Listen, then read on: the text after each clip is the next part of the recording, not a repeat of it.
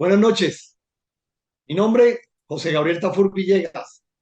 Gracias, comunidad liderando el cambio, por darnos el ánimo para poder seguir soñando en un proyecto que empezamos un día jugando. Hoy tenemos, como lo dice Franco, 122 programas y cada jueves tenemos un compromiso con ustedes y es traer a una persona que de verdad nos mueva el medicine de cada uno y que nos diga otras cosas que posiblemente no la habíamos escuchado. Creo que es muy importante escucharlo, porque ahí están muchas cosas que van a pasar y que están pasando. Luciano, gracias por este espacio, de verdad, de corazón. Muchas gracias por venir a esta plataforma. Buenas noches, José Gabriel. Muchas gracias por invitarme. Realmente un gusto para mí estar contigo y con todas las personas que hacen parte de esta comunidad esta noche. Espero poder aportar algo y espero sobre todo aprender algo esta noche. Bueno, Luciano, primero, ¿qué se siente hace 2 meses que usted llegó a Perú? Porque es que tenemos que decir que Luciano está llegando.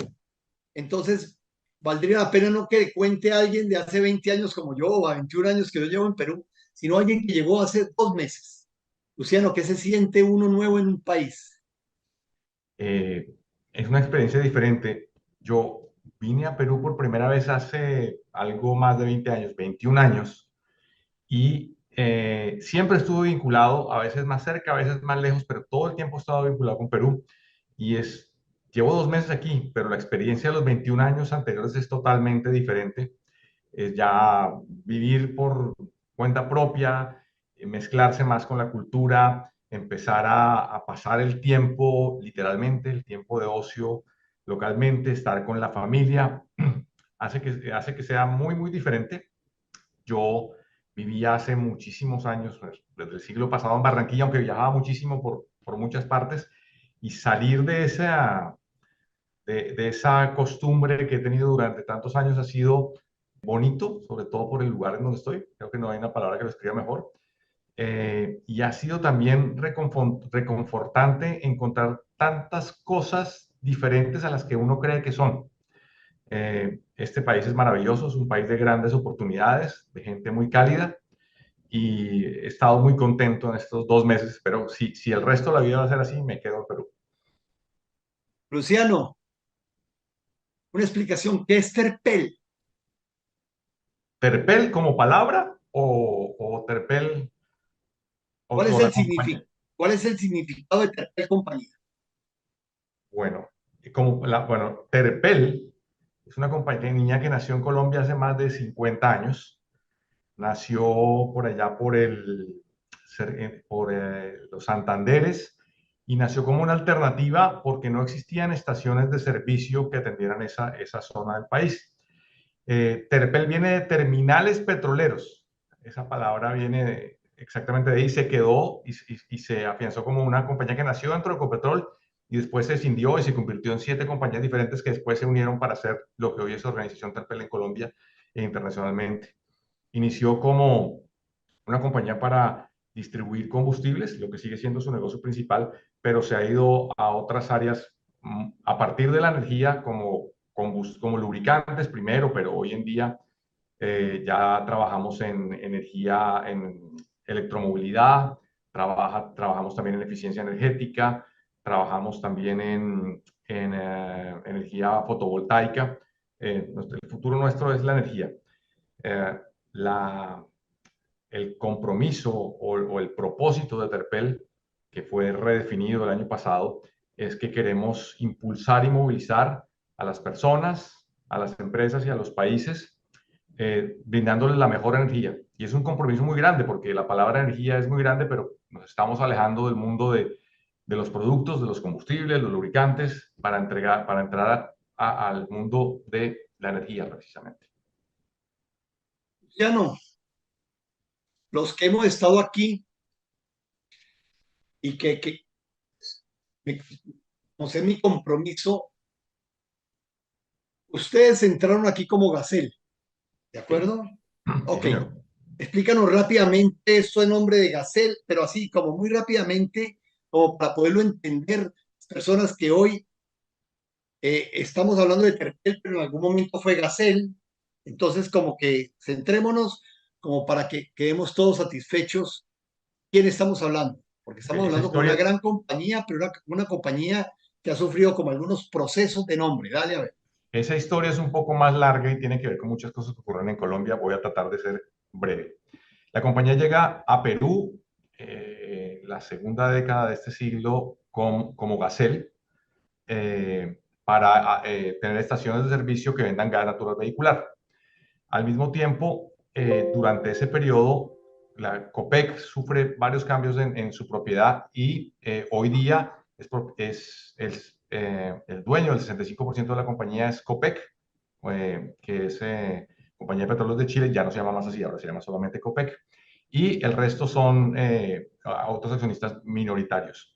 COPEC ahora es también el representante de la marca de lubricantes Móvil, tomó ese negocio de ExxonMobil en Colombia, Ecuador, Chile y Perú, mientras que Terpel, por su parte, tenía operaciones en República Dominicana, Ecuador y Panamá. Esa unión de lo que venía de ExxonMobil y de lo que venía de Terpel es lo que hoy es la organización Terpel.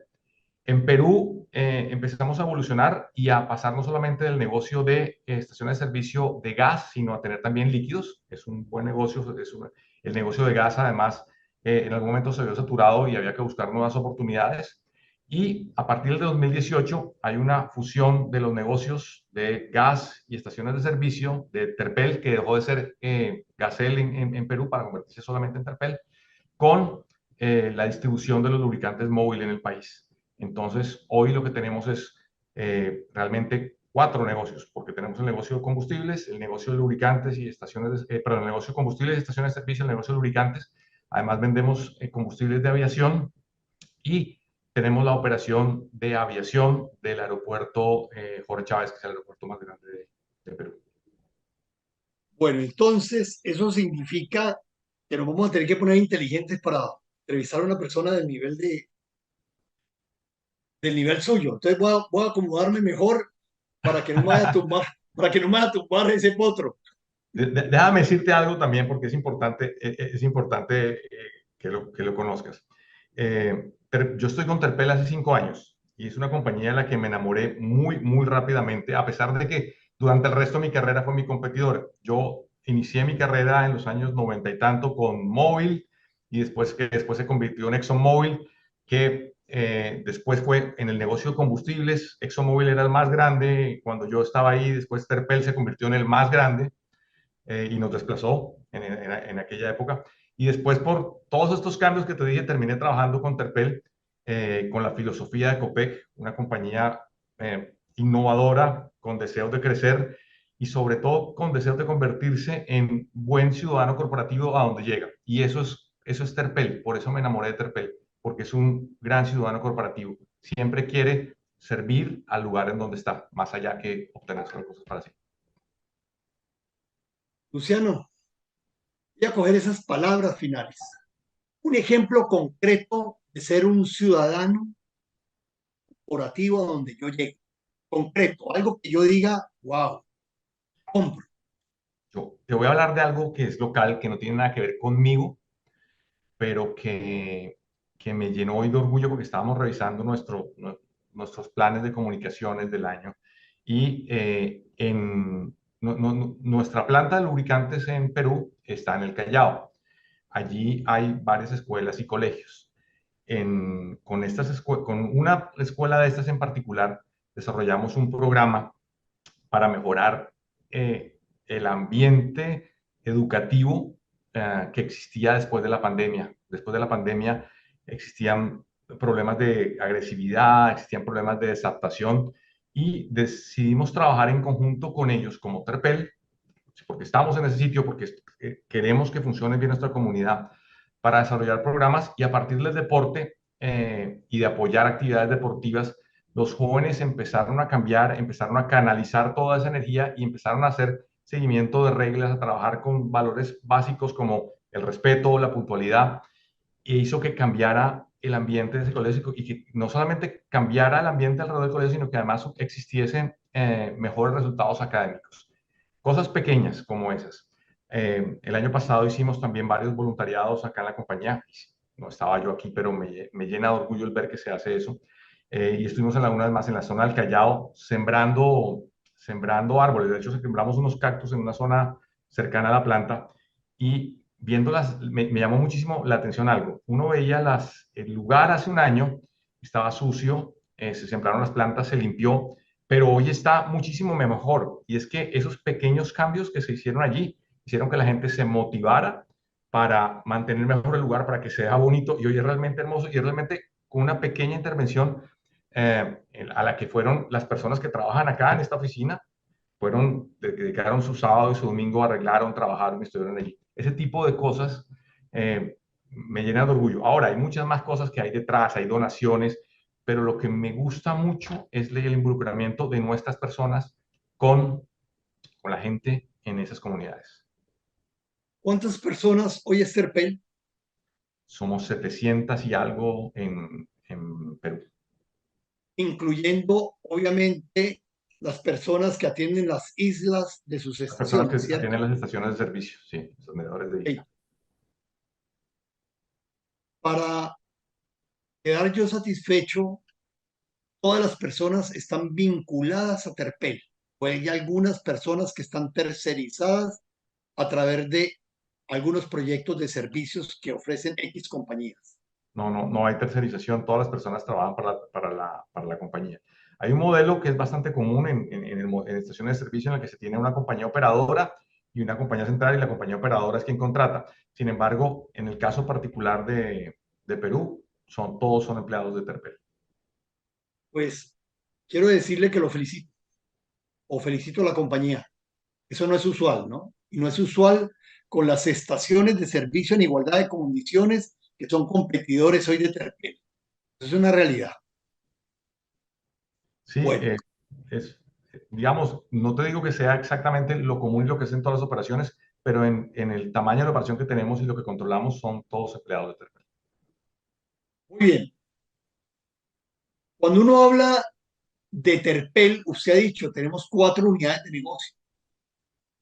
Y yo quisiera gastarle un poquito de tiempo, eh, hablar de cada unidad, porque me parece súper sensible de qué es lo que ustedes vienen haciendo para ser totalmente coherentes con un proyecto que tiene que ver con o energía limpia o energía renovable. De manera que, lo primero, aclárenos usted, que es un conocedor, qué es energía limpia y qué es energía renovable. Me toca tirar la cuerda porque a veces nos quedamos con esos conceptos de energía limpia y energía renovable. Y a veces podemos pensar que los vehículos eléctricos son energía limpia cuando en realidad si esa electricidad está siendo generada con un motor diésel, no es tan limpia. No está limpia. Eh, y a veces pensamos que hablamos de energía renovable cuando a veces hablamos de fuentes que son casi que ilimitadas, digamos, el sol realmente se está consumiendo cada día y cada haz de luz que envía que no se usa como energía se pierde. Pues no es que se esté renovando, sino que hay exceso de energía en el sol que nos sirve, pero así fue el petróleo hace muchos años. Había tanto que podíamos hacer de todo hasta que nos dimos cuenta que ocurrían otras cosas y tenían otros efectos. Para esto, lo primero que hay que pensar es tener una visión de muy largo plazo. No pensar cuál es la energía que yo voy a usar hoy o mañana o dentro de un año, sino pensar cuál es la energía que voy a estar usando en el año 2050, por ejemplo. Esa energía y saber que ahí sí tenemos que estar seguros de que no es la misma que usamos el día de hoy. Seguramente sea diferente. Además, tenemos que tener una visión realista de lo que va a ser ese cambio porque hay muchos lugares que dicen no vamos a producir más petróleo, no vamos a producir más gas y vamos a cambiar a energías limpias. Y detrás de eso hay detrás de esas afirmaciones puede haber ideologías, pero detrás de eso hay limitaciones físicas. El cambio debe ser progresivo. Yo no puedo apagar una matriz energética y encender una diferente porque lo que voy a causar realmente es sufrimiento a nivel social. Y particularmente en los países más pobres donde no tienen las matrices energéticas desarrolladas. Así que tenemos que hacer una transición que nos permita tener un cambio que uno promueva el desarrollo. No podemos dejar de crecer, no podemos dejar de mejorar las condiciones de las personas a todo nivel, salud, educación, desarrollo. Pero al mismo tiempo tiene que ser un cambio sostenible, que no afecte al medio ambiente y que permita que sobrevivamos en el largo plazo, no que acabamos con nuestro medio ambiente. Y ahí ya vamos llegando al tema de energías limpias y energías renovables. Ahí tenemos que identificar realmente cuál es la situación, cuál es el problema y cuáles son las posibles alternativas que podemos tener. Cuando hablamos de energías limpias y energías sostenibles, pareciera que estamos hablando directamente de cambio climático. Sí existe un problema de cambio climático, sí existe un problema de efecto invernadero, de emisión de gases de efecto invernadero, pero existen otros problemas alrededor de la energía. Y uno de los problemas más grandes es que si seguimos creciendo como sociedad al nivel que crecemos actualmente, para el año 2050 no va a haber suficiente energía de la que quieras, petróleo, nuclear, solar, eólica, para cubrir las necesidades. La fuente más importante de energía que podemos buscar hacia el futuro es la eficiencia.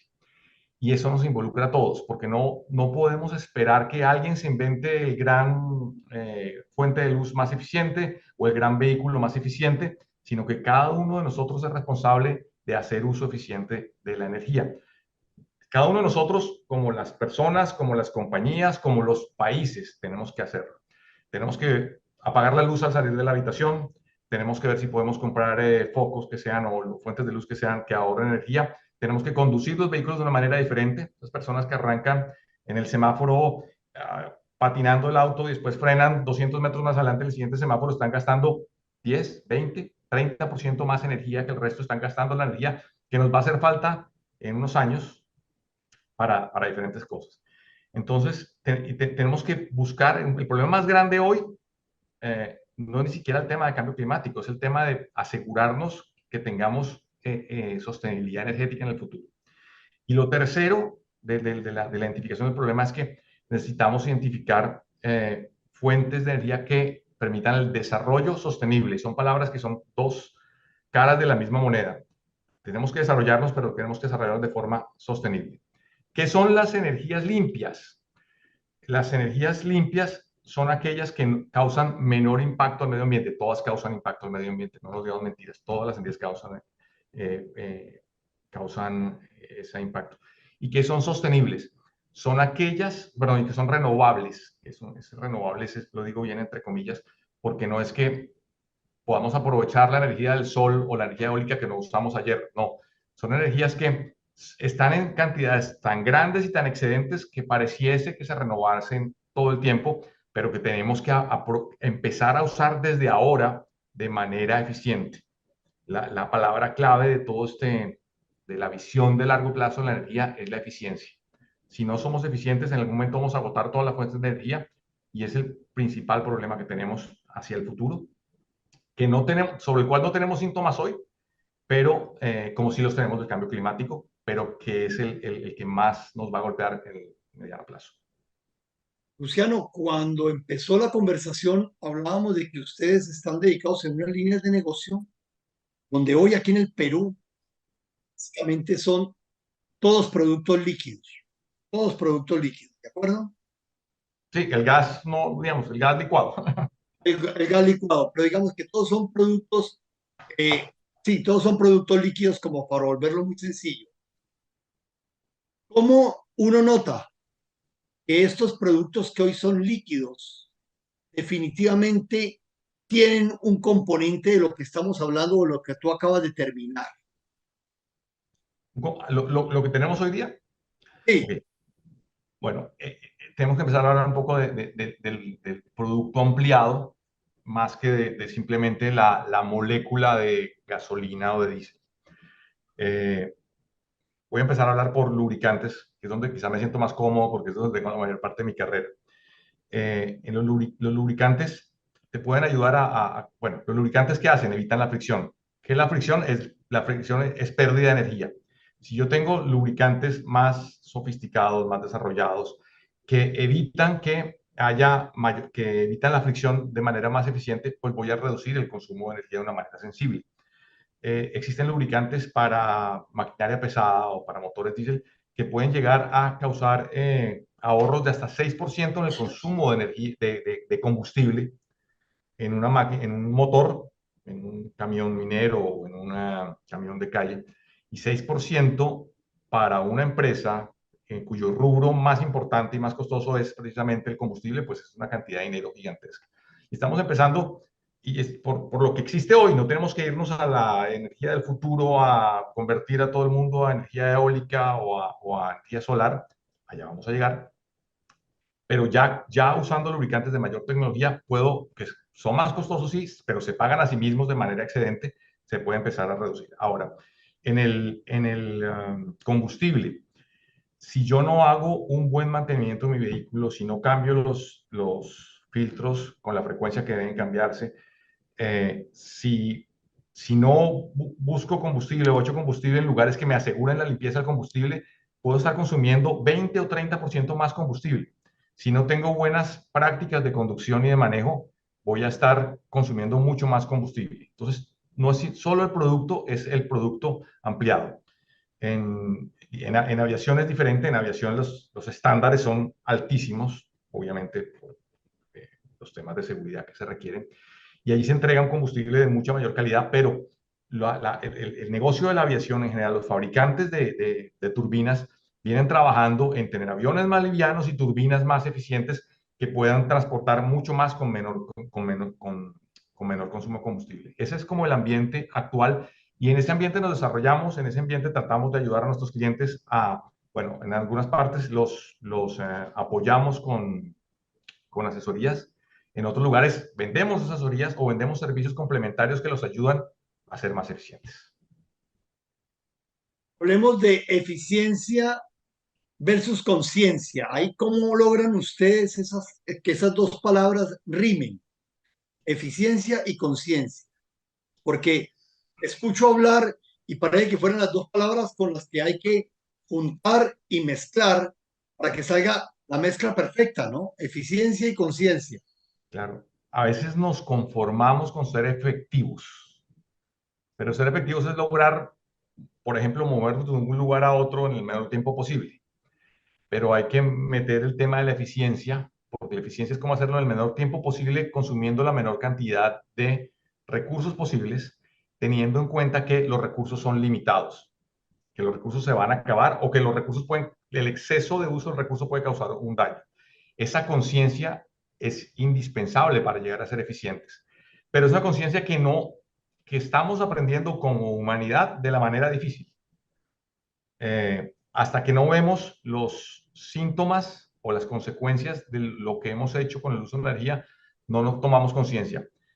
Y no ocurre solo con la energía, ocurre con muchos recursos. Antes hablábamos un poco del agua y mientras tenemos excedente de agua, pues usamos todo lo que requeremos hasta que ya no la tenemos toda. Ahí nos preocupamos y qué vamos a hacer con el agua. Con todo nos ocurre exactamente lo mismo.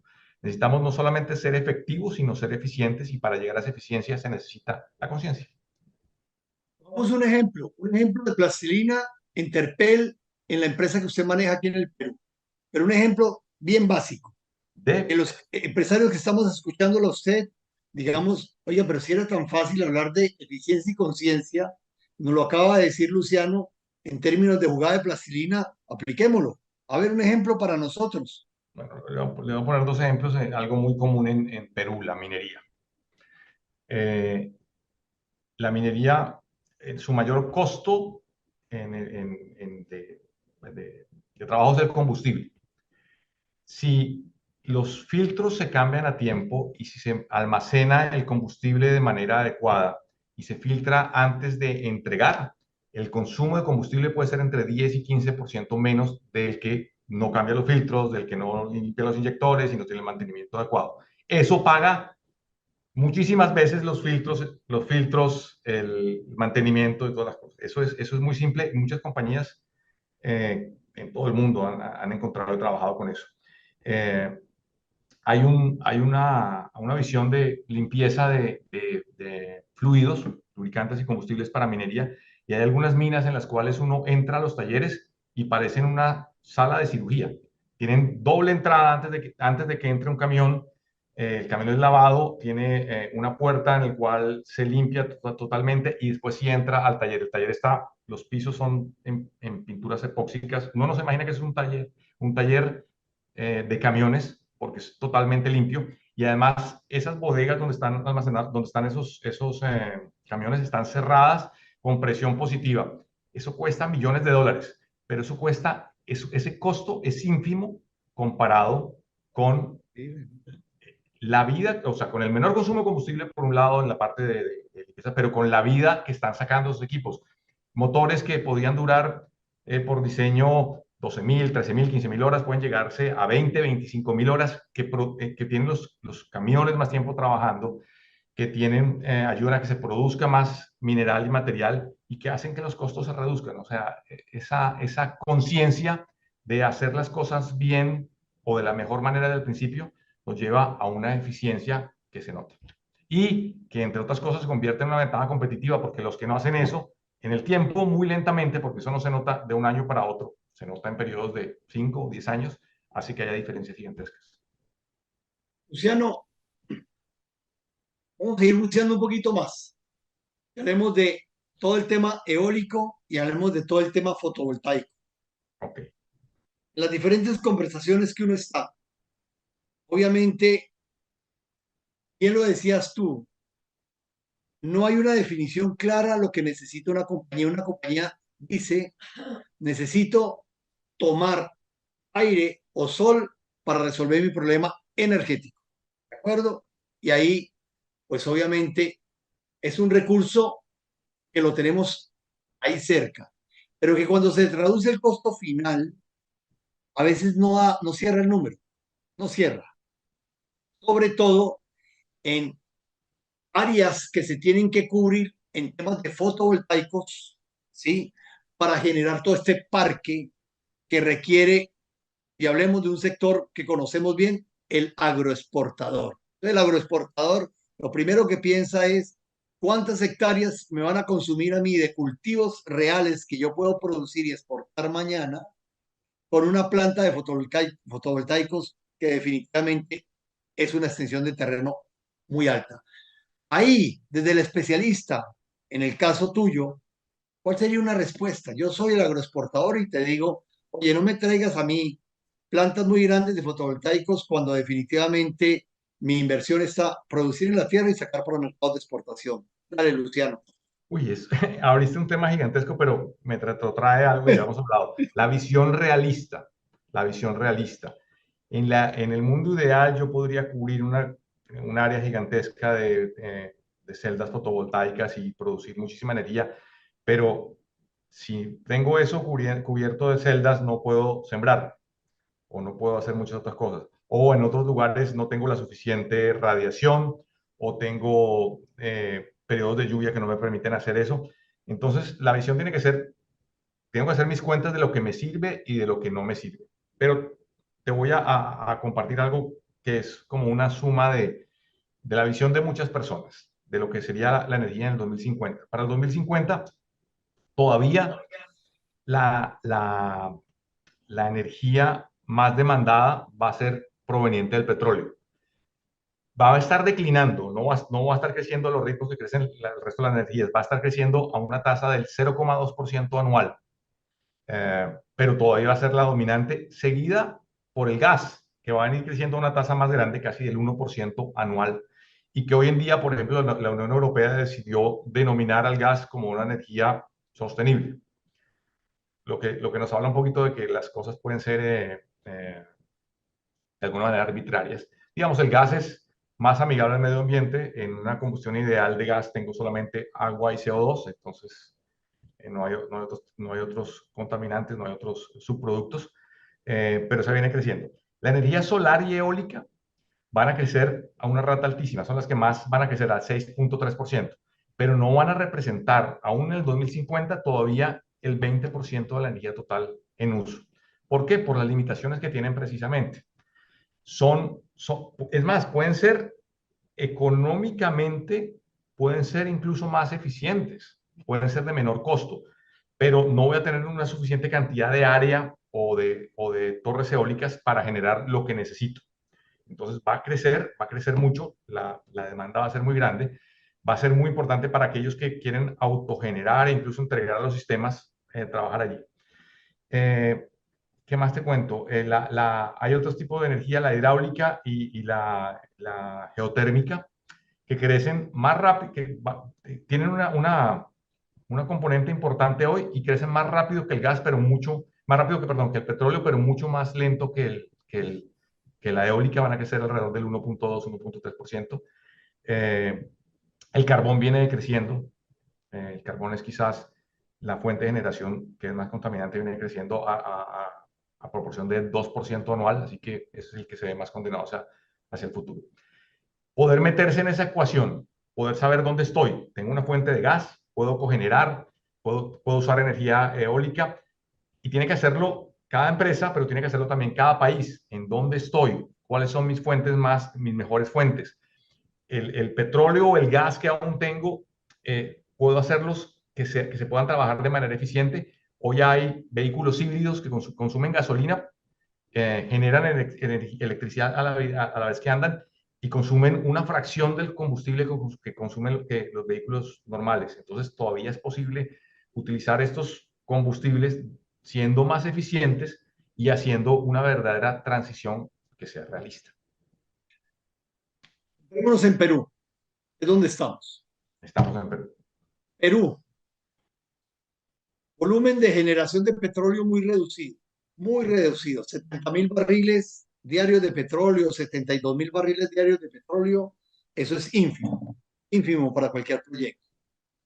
Gas, todavía no hay una política clara de lo que va a pasar, sobre todo con el gasoducto que dejaron tirado, y no vamos a entrar a discutir el por qué, pero hoy la fuente gas en Perú está garantizado por Camisea y para de contar. Hoy no se sabe qué va a pasar con el gasoducto de los Andes, pues porque ese todavía seguimos ahí en una bola de cristal que nadie sabe qué va a pasar. Con esos dos, con ese escenario de tener el petróleo que tenemos y el gas que tenemos perdón, el gas que tenemos en Perú y el poco petróleo que tenemos en Perú, ¿cuál sería una recomendación de un especialista? Bueno, me tienes en demasiado buen nivel. Yo soy un neófito recién llegado al Perú, tratando de aprender y conocer. Para el año 2002, Perú generaba el 85% de su energía eléctrica con hidroeléctricas. Después de los descubrimientos de Camisea y todo, las termoeléctricas no solamente han traído gas, sino también utilizan algo de carbón y utilizan algo de combustibles líquidos, pero han venido creciendo y hoy son el 40% de la generación y han reducido la hidroeléctrica. Hoy la matriz eléctrica hoy está entre esas dos, porque hay no suma 6% entre eólico, 5% entre eólico y fotovoltaico, es muy pequeño.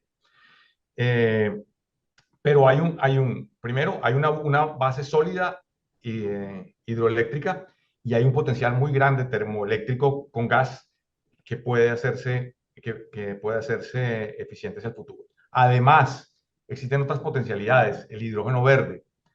Estamos en un lugar del mundo en donde podemos generar hidrógeno verde, pero hay que trabajar muchísimo, hay que investigar y además se requiere una política de Estado que soporte esos desarrollos. Obviamente la empresa privada colaborará, pero tiene que estar enmarcada por una política de Estado que ayude para eso. Vamos a ser dependientes todavía de los combustibles líquidos por mucho tiempo más. Entonces hay que ver cómo podemos ser más eficientes con los combustibles líquidos que utilizamos hoy en día. En ese punto nos enmarcamos y volvemos a nuestra conversación inicial. Visión realista con pensamiento en ser eficientes desde la Ok. conciencia. Luciano, no quiero soltar el tema del hidrógeno. El tema del hidrógeno me parece que es una fuente energética demasiado alta por obviamente la descomposición de la molécula. Pero eh, un país con un nodo energético tan pequeño como Perú, es todavía una fuente de hidrógeno estaría demasiado distante para cualquier tipo de proyecto, ¿no? Sí, nos sucede, pues antes del hidrógeno hay muchas cosas. Está la electromovilidad, por ejemplo. Sí es. pero no sé, el año pasado se vendieron en Perú 1.500 vehículos eléctricos. Eso es prácticamente nada. Y no se venden porque no hay una infraestructura eléctrica para sostener, y no hay una infraestructura eléctrica para sostener porque no hay demanda. Estamos en un Un problema círculo vicioso, claro, virtual. exactamente. Y eso es con el primer paso, que es una energía que está, pero que es con una tecnología que ya está desarrollada y que ya existe a nivel mundial, y que necesitamos romper ese círculo de alguna manera. Ahora, lo que dices del hidrógeno es cierto también, y hay muchas variedades de hidrógeno, pero pensando en minería particularmente, en minería, eh, en el mundo ideal, los vehículos de minería, que es tan importante en este país, tendrían serían mucho más eficientes con una matriz rica en hidrógeno, y tenemos que empezar a movernos hacia allá de alguna manera. ¿Ok? Eh, el resto, pues cada industria tendrá sus bemoles y sus características particulares. No soltemos el hidrógeno porque pues hablabas obviamente de un término que me parece importante para el empresario que nos está escuchando y los que tenemos poco conocimiento, los que estamos en el proceso de investigación. ¿Por qué Luciano nos habla de este tema de bonos verdes? ¿Qué es bonos verdes? ¿Bonos verdes o el hidrógeno verde? Hidrógeno verde, pero vamos a traducirlo a que el hidrógeno o cualquier fuente energética que le haga menos daño digamos, a la atmósfera o al el CO2 que expandimos, obviamente hoy hay beneficios económicos Ah, ok. para Ya, todo el tema que tiene que ya. ver con economía o buscar dinero más eficiente dentro del mercado. ¿Qué Bueno, voy a está empezar con el haciendo? hidrógeno y me paso a los bonos verdes, de los cuales tampoco soy experto, pero haré mi mejor esfuerzo. Empiezo con el hidrógeno. El hidrógeno es una fuente de energía muy limpia porque al hacer combustión de hidrógeno, el único subproducto es agua. Entonces, es maravilloso. No es fácil de manejar, tiene ciertos riesgos en su utilización, pero si se logra manejar es maravilloso como fuente de energía. Sin embargo, para tener hidrógeno, generalmente, ¿qué hago yo? Tengo que hacer electrólisis, es tomar agua y separar el hidrógeno del oxígeno, y para hacer electrólisis necesito electricidad. Y si yo estoy haciendo electrólisis con un combustible que fue generado a través de métodos no limpios, pues no estoy haciendo nada. Entonces necesito el hidrógeno verde, es aquel que se